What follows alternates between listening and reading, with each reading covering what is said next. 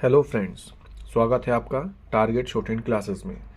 APS के लिए यदि आपको और ज़्यादा डिक्टेशन चाहिए तो आप मेरे कॉन्टैक्ट नंबर पर कॉन्टैक्ट कर सकते हैं। चलिए, मैटर शुरू होगा 5 सेकेंड बाद। स्टार्ट।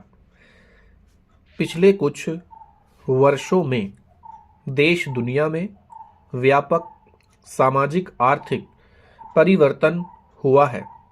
पूरे विश्व में शिक्षा, स्वास्थ्य, प्रौद्योगिकी क्षेत्रों में हुई उन्नति, नवीन कौशल और डिजिटल क्रांति ने जनजीवन को आसान बनाया है। प्राथमिक से लेकर उच्च शिक्षा तक गुणात्मक सुधार आया और सामाजिक सेवाओं में लोगों की पहुंच बढ़ी है। आर्थिक विकास के चलते समाज के अनेक समुदायों वर्गों के जीवन में बेहतरी आई है। करोड़ों लोग बहुआयामी गरीबी से बाहर निकले हैं। इसके समांतर लैंगिक असमानता, जीवन स्तर और जीवन गुणवत्ता में असमानता तथा ग्रामीण और शहरी क्षेत्रों में आर्थिक विषमता जैसी गंभीर चुनौतियां भी उत्पन्न हो गई हैं।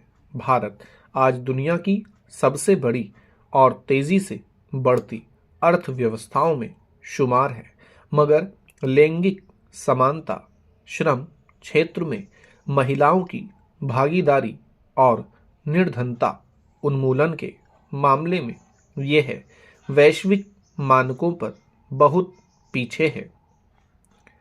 भारत में लैंगिक असमानता दुनिया के कई देशों की अपेक्षा ज्यादा है।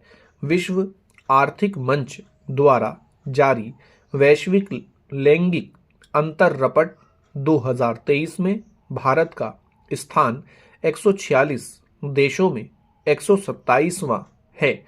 भारत के कामकाजी क्षेत्रों और शीर्ष पदों पर लैंगिक असमानता का अंदाजा इससे भी लगाया जा सकता है कि संसद में महिलाओं की भागीदारी महज 14.72% है। हालांकि स्थानीय शासन में यह भागीदारी 44.4% है। ऑक्सफैम ने टाइम टू केयर नामक अपनी रपट में भारत में आर्थिक असमानता को लेकर चिंता व्यक्त की है। आर्थिक असमानता की सबसे अधिक शिकार महिलाएं हैं। भारत में पुरुषों की तुलना में महिलाओं को वेतन वाले काम कम मिलते हैं। देश के 119 अरबपतियों की सूची में मात्र 9 महिलाएं शामिल हैं। अगर विकास कार्यक्रमों से जुड़े कार्यों की तुलना की जाए तो इनमें महिलाओं की भागीदारी 72% है। पुरुषों की अपेक्षा महिलाएं 28% कम उपलब्धियां हासिल कर पा रही हैं।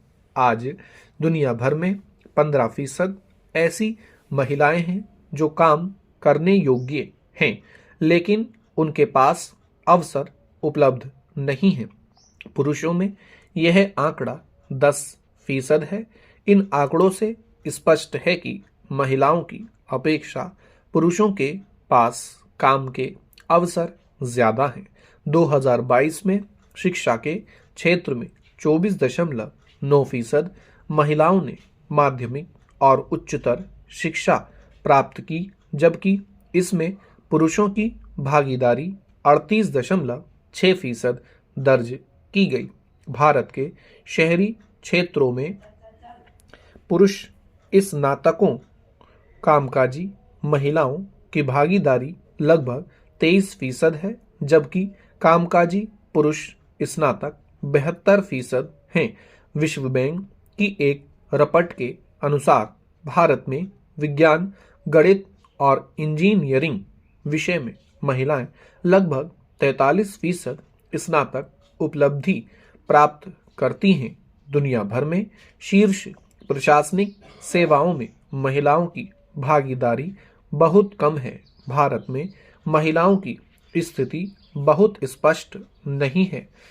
संस्थागत क्षेत्रों में प्रबंधक पद पर इनकी भागीदारी 2012 से 2022 के बीच लगभग 16% थी। इसी तरह 2012 से 22 के बीच लगभग 42% युवतियां शिक्षा रोजगार से वंचित रह गईं। स्टॉप।